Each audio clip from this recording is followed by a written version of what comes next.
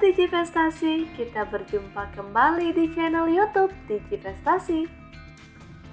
Ancaman resesi ekonomi global membuat semua orang memikirkan perlunya mengamankan kondisi finansial agar mampu mengurangi bahkan menghindari dampak resesi.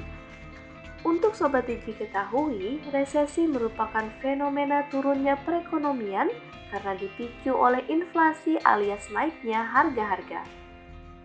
Pilihan memegang uang tunai dan menghindari investasi menjadi pilihan yang dianggap terbaik saat resesi. Lantas, apakah saat resesi sama sekali tidak bisa investasi? Pilihan memegang uang tunai memang bisa jadi pilihan, namun investasi bisa tetap dilakukan meskipun keadaan sedang krisis. Lalu, investasi apa saja sih yang bisa dipilih saat resesi? Yuk kita simak penjelasannya. Tapi sebelum kita mulai, yuk subscribe dahulu channel ini. Dan jangan lupa like dan share agar channel ini dapat berkembang dan bermanfaat bagi banyak orang.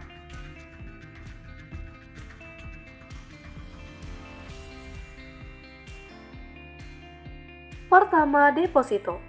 Investasi pada instrumen deposito dapat mengamankan dana kita dalam tenor atau jangka waktu tertentu untuk meredam guncangan resesi yang membuat nilai uang tergerus.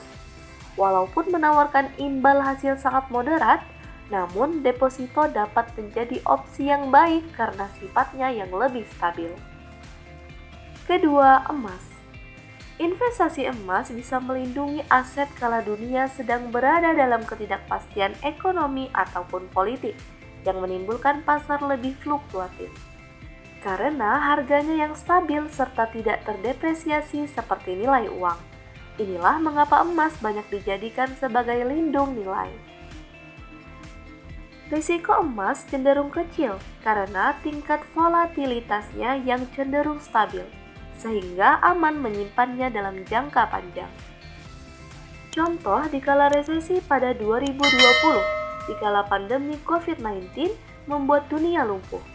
Harga emas dunia di pasar spot melonjak 25,01%. Kala itu, emas jadi salah satu aset dengan kinerja terbaik.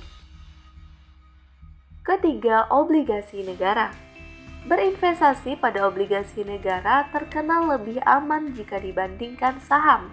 Itu karena obligasi dijamin oleh pemerintah yang bisa tingkatkan pajak ataupun memotong pengeluaran guna memastikan pembayaran dilakukan kepada pemegang obligasi.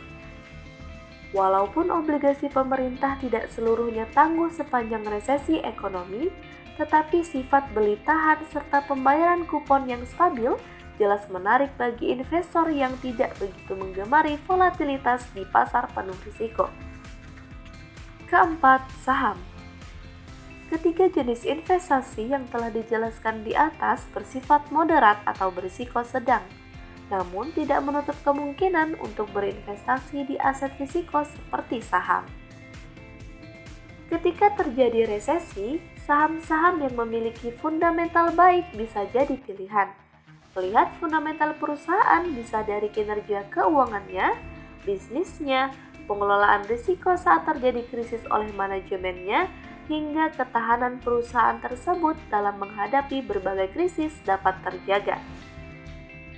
Ketika resesi dan harga saham anjlok, saham-saham yang memiliki fundamental kuat akan menjadi lebih murah, sehingga menciptakan peluang bagi investor untuk membeli sahamnya.